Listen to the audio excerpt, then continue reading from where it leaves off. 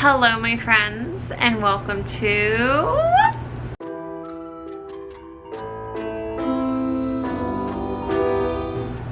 Crimes with Cole.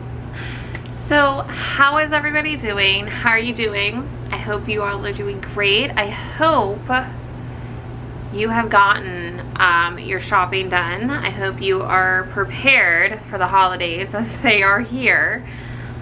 I'm a little behind this year, but it's fine. It's fine. We'll get caught up. And today, I wanted to talk to you about a case that truly, I feel, brings meaning to the phrase that looks can be deceiving. This case is about a couple that lived in Canada, and the U.S. took it upon themselves to give this couple the name the Ken and Barbie Killers. Why? Because they're beautiful. Look at them. They're just beautiful. They look like Ken and Barbie would naturally. However, we're going to find out that they had a very ugly side. Let's just see how ugly they truly were. Karla Homolka was a beautiful girl. She was well-liked, sweet, caring, very popular. She was the oldest of 3 girls, and she lived with her mom and dad in St. Catharines. Now, Karla was very popular in school. All the boys were chasing her, and she's beautiful. Why wouldn't they? Now, on the other side of town, Bernardo grew up, and he was just as handsome. Beautiful blue eyes, gorgeous hair, so just charismatic. He had a personality that would draw anybody in. And he was the youngest of 3 and grew up in a household with his mother and father as well. However, his household wasn't as loving and caring as Karla's. Paul's mother would consistently verbally abuse those kids growing up. And when Paul was 16, he had discovered that the man he called dad was truly not his biological father. Now, while this wouldn't bother some people, blood doesn't matter to them. It bothered Paul. And in fact, it took a huge hit on Paul. He lost all trust in the family. He thought, if you're going to lie to me for 16 years about that, what else are you going to lie to me about? And Paul started to act out. One of the ways is that he started to peep through his neighbor's windows at night, watching the women undress. He became a peeping Tom, a peeping Paul. And his desires to watch women undress grew, and this became, he did it every chance he got, and he just wanted more and more and more, and he ended up developing this urge to just control women. Now, as the years went on, by 1983, Paul had started going to the University of Toronto, where he majored in accounting, and everybody loved him there. He was big man on the campus. He was a great student. Again, everybody just wanted to be friends with him. They all wanted to be around Paul. He had a personality that could just draw you in. He was a great guy to be around. And he had a few girlfriends in college as well. And they all had very similar relationships. They all started out great. Wonderful. Paul would surprise them with flowers and candies and hugs and kisses. And then as the time went on, Paul would become more controlling in his relationships. And it would start in sexual manners. He wanted to almost dominate his girlfriends. And his girlfriends weren't having it. So at that point, they would end up breaking up with Paul. Paul and Karla had met on October 17th, 1987. 17-year-old Karla was working at a pet convention. At the time, she had worked part-time in a pet store. So she decided that she would work the convention that weekend, and she did. When the convention was over, she and a coworker decided that they were going to go grab a bite to eat down at the hotel restaurant.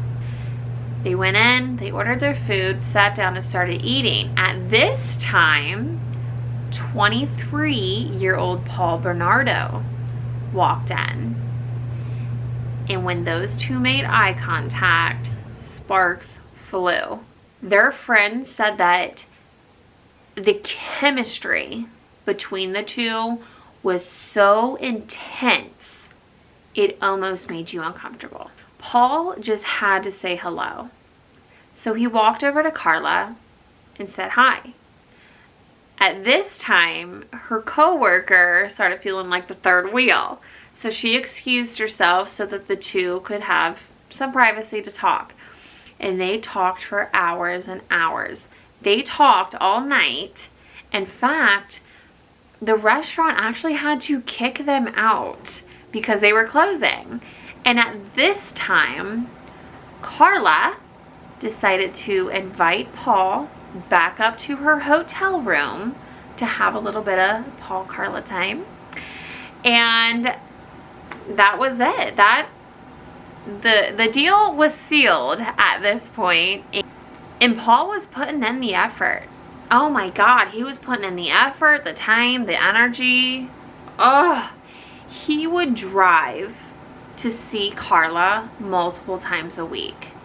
And Karla lived 80 miles away. 80 miles.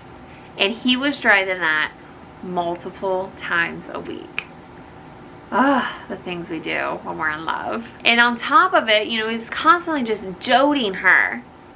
Just overfilling her love tank, drowning her with love, just, infatuated with Karla. And he told his friends, she's the one. She is who I want to be with. And Karla would go back and tell all of her friends, oh, I'm dating a college boy named Paul, and he's just, we're meant to be together. We're meant to be together. And this just carried on and on. Now, at the same time that all of this was happening, there was a sexual predator on the loose where Paul was living in Scarborough. And this sexual predator would come up behind women at night, snatch them up, take them to a secluded area, and force them to perform sexual acts on them. Now, it was hard for the police to figure out who this person was because it was always at night and they always came up from behind them. So what they could conclude from the small amount of details that they had gotten from the victims was that this was a man, had light hair, and in his early 20s. So not too many details, but a start.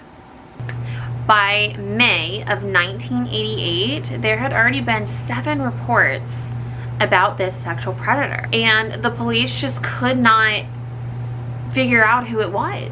The police were coming on TV, the radio, putting it in the newspapers. I mean, they were warning women, be aware of your surroundings. Try not to go out at night if you don't have to. Try not to be alone if you don't have to. If you do, take someone with you. Be aware, because we are trying to get this guy. We can't because we don't have too much to work with, and you've got to take precautions. And they kept preaching this and preaching it and preaching it. I mean, the town was on high alert. It was scary how much this man was getting away with. So the police had brought in a FBI analysis to profile this sexual predator.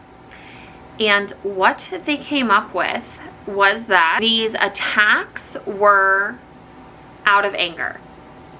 And sadistic in nature. That this person was most likely a high-functioning, intelligent, psychopathic, sexually sadistic offender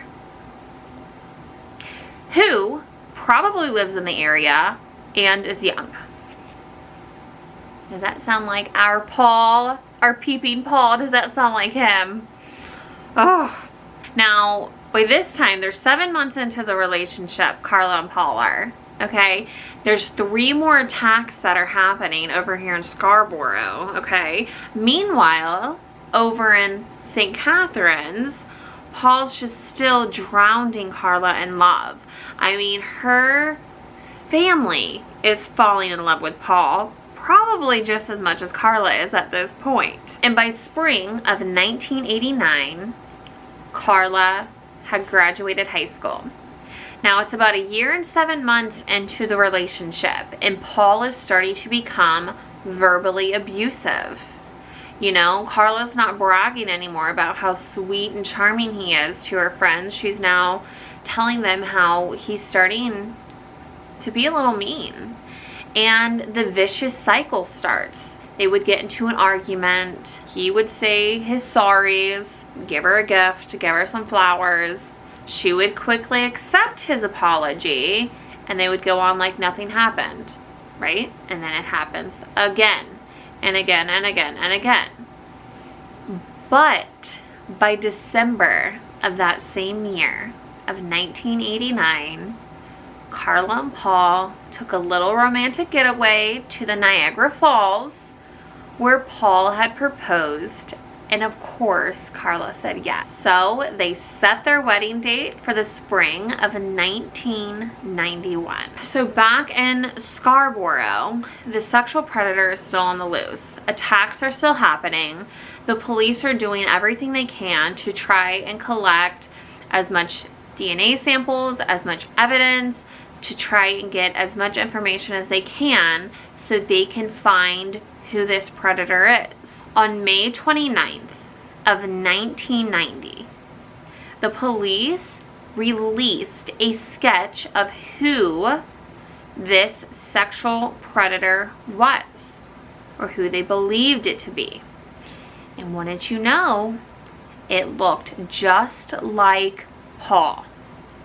In fact, a lot of Paul's friends thought so. And one of his best friends even rang the police and told them, hey, this looks a lot like my buddy Paul. By November of 1990, so a few months later, a little bit more than a few months, the police brought Paul in for questioning. They wanted to know, hey, this sketch looks like you. Do you know anything about this? You know, would you be willing to give us a DNA sample? And Paul said yes. He did. He willingly gave the police a DNA sample. So the police said, all right, cool. They sent it off to the lab to be tested. But little did they know that it would sit on a shelf for a while, because at this time, DNA testing was not as well known, I guess you could say, as it is today. You know, it took a little longer. The machines were a little different. It took a little longer to teach people, to educate them, and it just took longer to test samples. So they put Paul's sample in line with hundreds of others that needed to be tested. Now that next month, in December of 1990, I don't know if Paul got spooked. I don't know what it was, but he decided that it was time for him to make the move. It was time for him to move in with Karla. So he and Karla had spoke about the matter, and they decided that it would be best for Paul to move in with Karla and her family. That way, they could save up some money and get a little place of their own. So Paul packed up his stuff and he made the move. He moved 80 miles to St. Catharines to live with Karla and her family. And ironically, the crime rate related to the sexual predator over here in Scarborough dropped and moved to St. Catharines. But Karla's family just thought that was a coincidence because they loved Paul. He was a great guy. He had his ducks in a row. He's, graduated college with an accounting major, loves their daughter. I mean, he's a great guy. In fact, Karla's younger sister, Tammy, adored Paul. She thought that Paul was like the older brother that she never had. Because remember, there's only the 3 girls in Karla's family. And she just looked up to Paul. She thought Paul was a great guy. But Paul felt differently about Tammy. Once Paul had moved in with Karla and her family, this is a little over 3 years into the relationship. So Paul and Karla have been together for a little over 3 years. And once he had moved in, his dark urges towards Tammy were just fixated. There was no budging. And in fact, he wanted to act upon those dark urges. He started telling Karla, there's one thing that he's always wanted.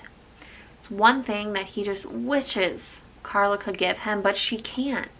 She can't give it to him because she is used goods. But do you want to know what the next best thing to you would be? Is your younger sister, Tammy. And he started planning this in Karla's head. She decided that she would give Paul her 15-year-old sister, Tammy's, virginity for Christmas that year. That if she couldn't give Paul her virginity, Tammy would indeed be the next best thing. So in order for Karla to give Paul the ultimate Christmas gift, they had devised this plan. At this time, Karla had worked at a veterinarian clinic. On December 23rd of 1990, after Karla and Tammy's parents had gone to bed, Karla went and snuck some drinks for them and put a tranquilizer in Tammy's drink. Now, the dose of this tranquilizer was enough that it would knock you out. It should. However, Karla also had halothane, which is a general anesthetic, right? Keeps you under anesthesia so you don't wake up. So, after she had put the tranquilizer in the drink, she gave it to Tammy. Tammy drank it, and she had passed out. Paul started taking off Tammy's clothes to have his way with her, except he wanted Karla to video record it so he could have memories. So he hands Karla the video recorder.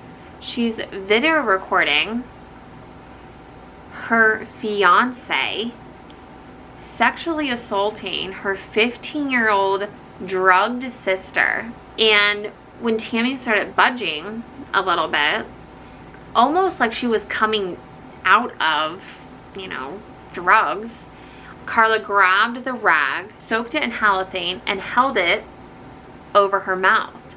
This would create a chemical burn. Keep that in mind. It created a chemical burn around Tammy's mouth. When Paul was finished, he told Karla, okay, hand me the camera. Now it's your turn.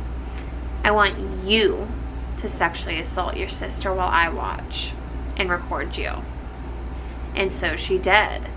Except at this point, Tammy starts vomiting. I could only imagine it's probably has something to do with the pills and the alcohol mixing together in her system.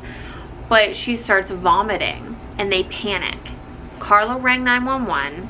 Paul starts dressing Tammy through the video recorder somewhere, so it wasn't anywhere to be found. The paramedics arrived. Karla and Paul were just like, we were all drinking, like we just snuck some drinks, and I think she had too much to drink, and, she's not responding. We tried to perform CPR on her, and they ended up taking Tammy to the hospital, where she was later pronounced dead. The doctors examining Tammy had asked Karla and Paul, how did she get that mark around her mouth? Remember the halothane rag? They had told them that it was from when they pulled Tammy off the bed to perform CPR, that it was rug burn, and the doctors believed them. They ended up ruling Tammy's death as natural causes at the age of 15. Her parents bought into the story too. You know, oh, they were just young crazy kids. They drank too much. She drank too much and, you know, probably aspirated on her own vomit. And a month later, Karla and Paul now have saved up enough money that they want to go buy their own house. And they did. They bought a cute little house for themselves. And now, okay, this is January-ish of 1991, Paul is now starting to become physically abusive towards Karla. And anytime Karla would threaten to leave Paul, he would blackmail her, saying, I have you on videotape basically drugging and killing your sister. You plan on leaving me, then I plan on destroying you. And so Karla, you know, got scared. And she felt trapped at this point in the relationship. She felt like she couldn't leave because Paul would ruin her life if she did. June 15th of 1991, 2 weeks before their wedding, took it upon himself to bring home a surprise for Karla. Very interesting surprise. He brought home 14-year-old Leslie Mahaffey, and he had kidnapped her. Leslie was in her backyard, and Paul had pulled up and offered Leslie some cigarettes. And of course, they were in his car, so Leslie followed him to the car to get some. And when she got close to the car, Paul snatched her up, threw her in the car, drove her home. They ended up keeping Leslie for 24 hours, where Paul would repeatedly assault her on video camera. And then when they were finished, at the end of the 24 hours, they ended up strangling her to death. They dismembered her body and put it in wet, like poured concrete, made concrete blocks out of it, and threw it into Lake Gibson. On July 29th of 1991, Karla and Paul got married. On that same day, there was a fisherman who was fishing in Lake Gibson and ended up finding one of the body parts from Leslie. And for the next year, police tried to find the killer. And at this point, they had brought in the same FBI analysis to profile who this killer was. Now, mind you, the FBI profilers did not link whatsoever, any of the attacks being done in St. Catharines to any of the attacks done in Scarborough, right? No connection whatsoever. Now, by this point, Paul is now becoming arrogant because he's getting away with these crimes. His confidence is boosted, that is for sure. His confidence is being boosted. And he wants Karla to bring Tammy's friends over so that he can have some fun with them. And so Karla does. She brings Tammy's friends. So the girls came over and they would drug these girls. Paul would have his way, video record them to add to his collection. And these girls would wake up with no recollection of what happened. None whatsoever. Their next victim was a 15-year-old girl by the name of Kristen French. She had spotted Paul and Karla at the church parking lot. They seemed to have been lost. Karla had a map out. She was looking for directions. They asked Kristen, hey, could you help us out? Again, when Kristen got close enough to the car, that's when they had snatched her up and threw her in the back. They took her back to their house, where she was then later held captive and assaulted repeatedly on video camera. Now, Kristen was reported missing very shortly after, and eyewitnesses would say that they saw Kristen go over to the church parking lot where there was a beige Camaro. And so everybody was on the hunt for this beige Camaro, except Paul didn't drive a beige Camaro. He drove a gold-colored Nissan. You could see where there was some time being wasted there. When Paul was finished holding Kristen captive, they strangled her and they got rid of her body. On April 30th of 1992, Kristen's body was found 30 miles away. Shortly after this, Paul had laid into Karla, and he beat her up pretty bad. In fact, she had to go to the emergency room. She ended up having 2 black eyes, some broken ribs. She had bruising all over, some cuts. He had attacked her with a torch. I think this was the eye-opening moment that Karla needed, because after almost 2 years of marriage, Karla decided that she wanted to leave Paul. And ironically, at this time when Karla decides all of this, Paul's DNA from back in Scarborough, from when he had willingly given it to the police officers, is being tested. And it came back a match. So the police officers came to Karla, and they wanted basically to build a wedge in between Karla and Paul. They wanted to get as much information out of Karla as they could about Paul. Karla thought that this was about the domestic abuse case. So Karla had ended up confessing to her family about everything. About Tammy, about Leslie, about Kristen, about Tammy's friends. And her parents had strongly encouraged her to get an attorney, and she did. Now, I don't know if this attorney knew what they were doing, or if she just got a get out of jail free card, but the way Karla's destiny had ended up, she got very lucky, in my opinion. Karla had agreed to testify against Paul in exchange for a reduced sentence for herself. So when the police had talked to Karla, they had to question her, and they wanted to know everything they could about Paul.